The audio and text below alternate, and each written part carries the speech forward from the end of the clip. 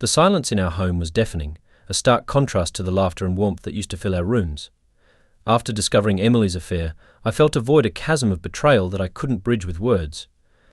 The revelation had hit me like a freight train, leaving me shattered and furious. Confrontation had led to excuses and denial, and I realized I needed to take a different approach.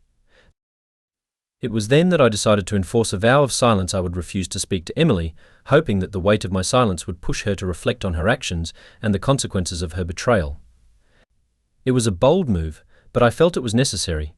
I needed to reclaim my power and control over the situation. The first days of silence were surreal. The absence of conversation hung in the air like a thick fog. Emily initially tried to brush it off, laughing it off as a joke or a phase I was going through. "Come on, Michael. You can't seriously be doing this," she would say, her voice filled with nervous laughter as she tried to engage me in trivial conversations about the weather or our plans for the week. But I remained resolute, my silence unwavering. As the days turned into weeks, Emily's frustration grew. She would attempt to break through my wall, leaving notes around the house, trying to reach me through written words instead. "I'm sorry," one note read. "Can we please talk?" Each time I saw her efforts, I felt a mix of anger and sorrow. This was a woman who had broken my trust, and now she was trying to manipulate the situation to regain my attention. I had given her my heart, and she had shattered it. I wanted her to truly understand the depth of her betrayal. Emily's attempts to communicate became increasingly desperate. She would sit across from me at the dinner table, her eyes pleading, trying to engage me with stories from her day.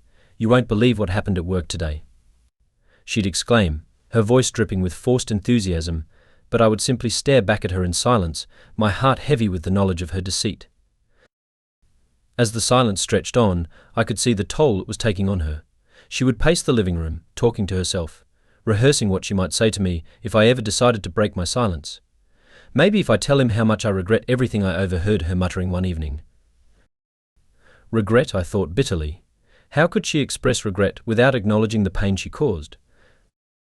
One night as I lay in bed, I heard her in the living room, a soft sob echoing in the quiet of our home. It pierced through the stillness, and I felt a pang of guilt for the pain she was experiencing. But then I reminded myself she had chosen this path. The weeks continued to drag on. Emily became increasingly anxious, her attempts at communication shifting from casual stories to emotional confessions left in notes. One morning I found a note on my pillow that read, "I miss you. I miss us. I will do anything to make this right." The words felt hollow. She had made her choice, and now it was my turn to make mine. As the vow of silence continued, I saw glimpses of the woman I once loved slipping away. Emily would often sit alone, her eyes vacant as she stared at her phone, seemingly lost in thought. Her guilt was palpable, but it was wrapped in layers of denial and defensiveness. Then came the evening when everything shifted. I returned home after a long day, exhausted and weighed down by the burden of our situation. As I entered the living room, I saw her sitting on the couch, a glass of wine in hand, looking more vulnerable than ever. "Michael, please," she began, her voice cracking. "I can't keep doing this. I know I messed up, but I need you to know how truly sorry I am. I never meant to hurt you." I remained silent, watching her closely. Her expression was one of desperation, a mixture of guilt and longing that pulled at my heartstrings. "I was lonely. I was confused," she continued, her voice trembling, "but it meant nothing. It was a mistake. I realize now how much I love you, and I want to fix this. I'll do anything to make it right." As she spoke, I could see the tears spilling down her cheeks, her emotional facade crumbling. In her attempts to communicate, she unwittingly revealed her guilt, her dishonesty spilling forth in a flood of confessions.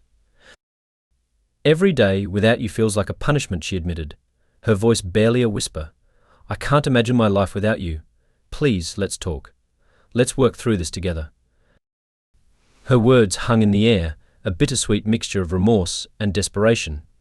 But I knew I had to stay strong, to maintain the silence for just a little longer. Finally, I made my decision. It was time to break the silence, not to soothe her pain, but to confront the reality of our situation. I took a deep breath and said, "Emily, you don't get to dictate how this ends.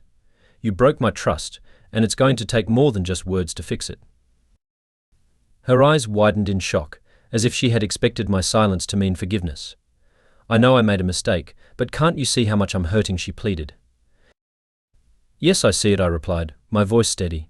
But you need to understand that you caused this hurt. Your actions have consequences, and I can't just pretend everything is fine. I didn't want to hurt you, she cried, her voice rising in frustration. I thought we were fine, but I was wrong. I'm so sorry, I'll do better, I promise. I don't want promises, Emily. I want to see real change. I want you to acknowledge what you've done, not just to me but to our marriage, I said, the pain in my chest a constant reminder of her betrayal. You need to face the reality of your choices and the hurt you caused. Only then can we talk about moving forward. The air between us crackled with tension, and for the first time in weeks, I felt a sense of relief. I had broken the silence, and while it was uncomfortable, it felt necessary. In the days that followed, Emily seemed to take my words to heart. She sought counseling on her own, attempting to unpack her emotions and understand the motivations behind her actions. It wasn't easy, and the journey was fraught with ups and downs, but she was making an effort.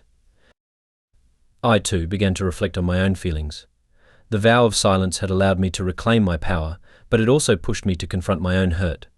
Slowly, I started to share my thoughts and feelings with her, cautiously rebuilding the lines of communication.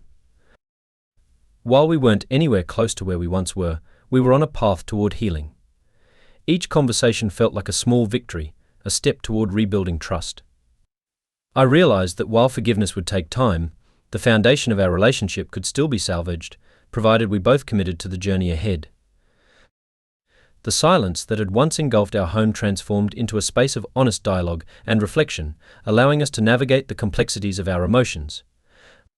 As we continued to work through the aftermath of her betrayal, I found hope in the possibility of rebuilding our lives together, one honest conversation at a time.